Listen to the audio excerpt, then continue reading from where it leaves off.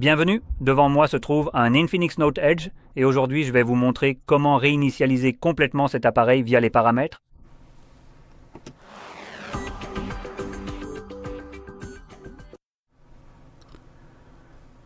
Avant de commencer la réinitialisation proprement dite, je voudrais rapidement évoquer quelques points qui vont évidemment se produire et comment vous y préparer concrètement. Lorsque vous réinitialisez votre appareil, évidemment, toutes vos données seront supprimées de votre téléphone. Donc, tout d'abord, il serait probablement judicieux de vérifier si vos données sont sauvegardées. Et si ce n'est pas le cas, faites-le avant de réinitialiser votre téléphone. Car une fois que c'est fait, une fois que vous l'avez réinitialisé, vous ne pourrez plus récupérer les données. Il existe donc probablement différentes façons d'aborder cela, selon la raison pour laquelle vous souhaitez réinitialiser votre appareil. Laissez-moi vérifier rapidement s'il existe quelque chose comme un clone. Oui, il y a un cloneur mobile. Donc, dans tous les cas, commençons par la sauvegarde la plus courante que les gens font, qui se fait généralement via Google. Cela devrait donc se trouver quelque part ici, je suppose, dans Système et sauvegarde sur Google Drive. Et je ne suis pas connecté, donc je ne peux même pas vraiment sauvegarder, mais cela m'indique ici si mon appareil serait ou non sauvegardé. Et il est indiqué que ce n'est pas le cas. Les photos et vidéos sont désactivées en tant que sauvegarde. Et les autres données de l'appareil, qui incluent des éléments comme vos contacts, l'historique des appels, les paramètres de l'appareil, les données des applications, les messages SMS et MMS, ne sont pas non plus sauvegardés. Maintenant, je voudrais en parler un peu si vous prévoyez d'utiliser Google, car c'est généralement ce que font les gens. Et pour la plupart, je pense, beaucoup d'entre nous synchronisent en fait nos données avec Google sans le vouloir parce que Google essaye tout simplement de voler vos données, quoi qu'il arrive. Et pour clarifier cela, généralement, lorsque vous ouvrez quelque chose comme vos photos, par exemple, n'est-ce pas? Voilà, photos. En général, vous obtenez ceci, ou si vous n'êtes pas connecté, lorsque vous vous connectez, vous tombez sur une page similaire. Mais en gros, ça vous donne l'option de... Enfin, pas vraiment une option. Ça vous donne juste une foutue petite confirmation ici pour commencer à synchroniser vos informations, n'est-ce pas? Et il se peut que vous cliquiez dessus par erreur à un moment donné. Au moment où vous le faites, Google se dit « Wow, wow, wow, nos données ». C'est le moment de les prendre, même si vous avez littéralement juste trébuché, et ils vont continuer à vous spammer avec cette merde de façon persistante. À chaque fois que vous ouvrez votre application Photos ou de temps en temps, juste pour attendre que vous fassiez enfin cette erreur et que vous synchronisiez. Voilà. Je considère ça comme un putain de vol de données. Si quelqu'un ramène constamment quelque chose dans l'espoir que je me plante un jour, juste pour qu'il puisse piquer mes données, ce n'était pas consensuel, c'était carrément du vol. Donc, généralement, il y a des options. Ici, je présumerais probablement que des gens comme moi pensaient que c'était juste une pure arnaque de Google. De plus, je veux vraiment parler de ça, des données précisément ici, les données d'autres appareils. C'est juste, et vous ne devriez absolument pas compter là-dessus. Donc, ça vous dit que la chose la plus importante qu'il sauvegarde, soi-disant, c'est des trucs comme les applications et les données UP. Or, aucune de ces deux choses que j'ai mentionnées n'est réellement sauvegardée. Soyons clairs, ce n'est pas le cas. AppData laisserait entendre que cela sauvegarde toutes les informations concernant l'application. Donc, si vous sauvegardez quelque chose comme Netflix, cela devrait conserver tous les paramètres de Netflix, ce qui n'est probablement pas énorme, mais aussi, dans ces AppData, les informations de votre connexion. Donc, lorsque vous resterez AppData, vous devriez être automatiquement reconnecté à une application. Parce que les données de l'application contiennent littéralement cette information. Donc, évidemment, on peut être sûr que ce n'est pas quelque chose que cela fait. En général, il faut se reconnecter à chaque application. Bref, ça c'est une chose. Une autre concerne les applications elles-mêmes. Alors, laissez-moi vous donner un peu plus d'informations à ce sujet. Alors, disons qu'il y a le petit Timmy, et le petit Timmy a téléchargé l'émulateur Yuzu depuis le Play Store quand il était encore disponible là-bas, avant que l'escouade spéciale de Nintendo ne découvre que quelqu'un avait osé créer un émulateur Nintendo Switch. Une fois qu'ils l'ont découvert, ils ont envoyé leurs sbires, leur véritable escouade de choc, les Avengers des procès. Et ils ne l'ont pas envoyé au petit Timmy, mais au créateur de Yuzu. Et le créateur de Yuzu a décidé « Merde, tu sais quoi, je crois que je préfère aller à la guerre avec nous plutôt que de gagner contre les Avengers de Nintendo là-bas. » Alors il a retiré cette application, soit lui, soit Google.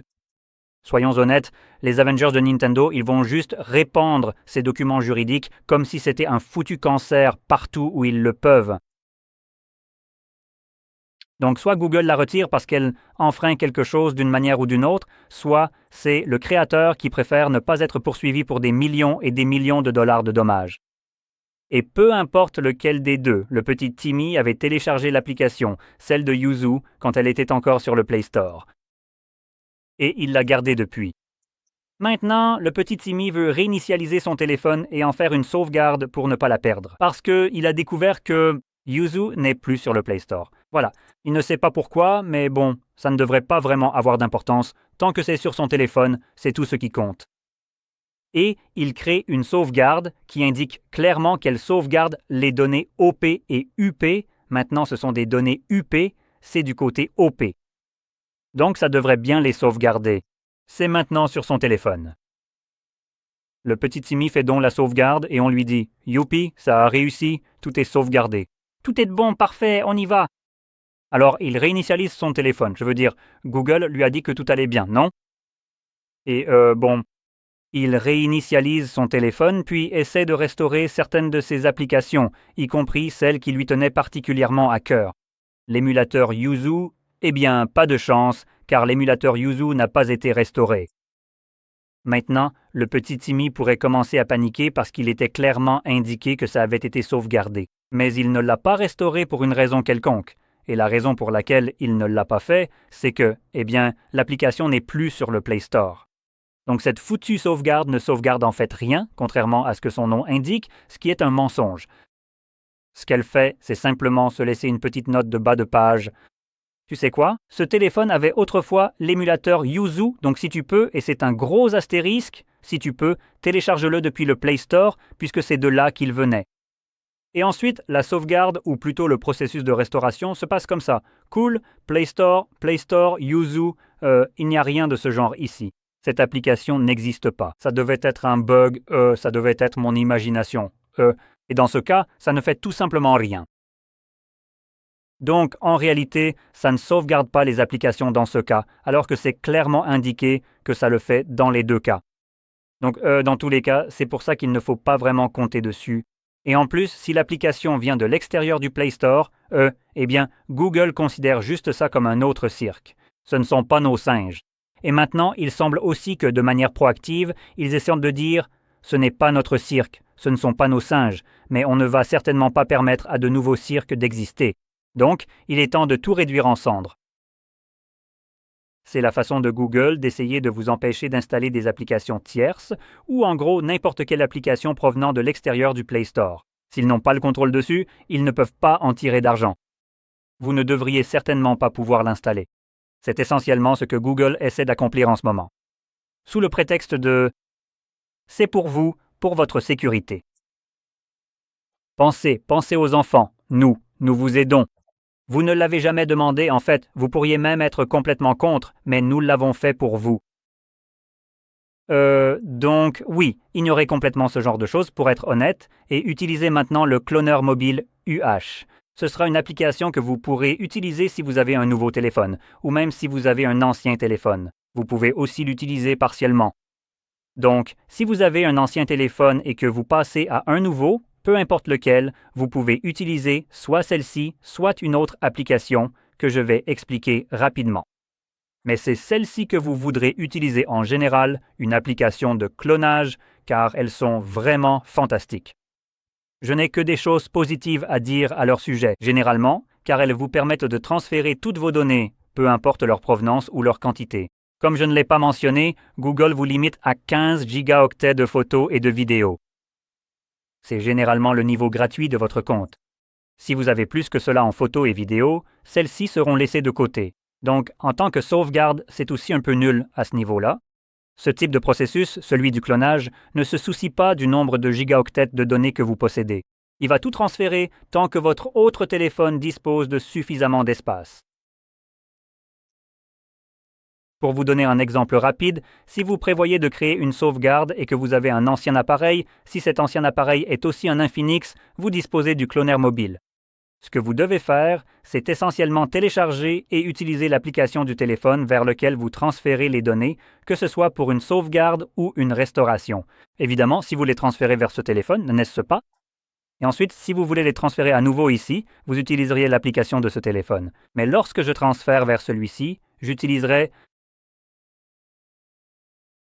l'application de ce téléphone. J'utilise celle vers laquelle les données sont transférées. Donc au final, je vais en quelque sorte transférer vers les deux, mais je commence par le transfert vers, par exemple, Samsung. Donc je devrais télécharger la version Samsung de ce type d'application. Et différentes marques ont des noms différents pour ces applications.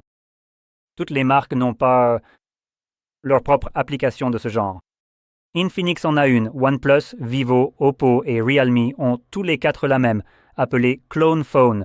Huawei a aussi la sienne appelée Phone Clone, donc c'est l'inverse. Samsung a Smart Switch, Motorola a Motomove et Xiaomi a Mi Mover. Vous pouvez donc utiliser n'importe laquelle de ces applications. Si vous prévoyez de passer à l'un de ces appareils, que ce soit votre ancien ou votre nouveau téléphone, il vous suffit de télécharger l'application correspondant à la marque vers laquelle vous allez. Installer l'application de transfert de données sur ce téléphone, connecter les deux téléphones ensemble, transférer les données et le tour est joué.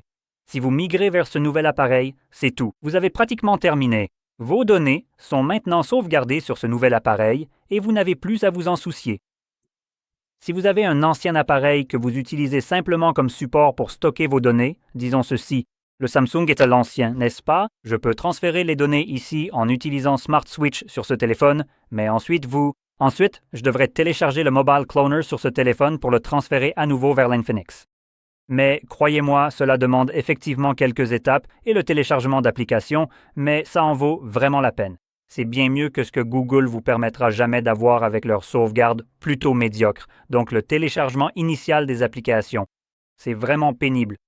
L'utilisation ensuite est absolument fluide, rapide, incroyable, vraiment. Donc maintenant que tout cela est fait, votre appareil est très probablement déjà sauvegardé. Passons maintenant aux paramètres système, juste ici. Et nous allons naviguer jusqu'à réinitialiser le téléphone qui est l'avant-dernière option. À partir d'ici, vous devez sélectionner ou réinitialiser toutes les données. Patientez un instant, il va vous indiquer qu'il va supprimer tout ce qui est listé ici, mais à ce stade, tout devrait déjà être sauvegardé. Il se peut également qu'il affiche les comptes qui sont connectés sur l'appareil. Je n'en ai aucun, donc rien n'est affiché ici à ce niveau. Mais quoi qu'il en soit, nous allons choisir d'effacer toutes les données. Maintenant, lorsque vous appuyez dessus pour la première fois, un écran de verrouillage va probablement apparaître si votre appareil est protégé, que ce soit par un code P1, un schéma ou un mot de passe. Il faudra alors le vérifier. Et ce n'est qu'à ce moment-là que vous verrez cet écran ici ou cette fenêtre qui vous permet de confirmer ce processus avec un court message. Effacez toutes les données de façon permanente. Toutes vos informations personnelles, y compris les applications téléchargées et les cartes SIM, seront supprimées. Vous ne pourrez pas annuler cette action. Effacez toutes les données. Maintenant, ce processus prendra probablement environ 2 minutes pour se terminer et une fois terminé, l'écran de configuration d'Android apparaîtra. Je reviendrai donc une fois que cela sera visible pour moi.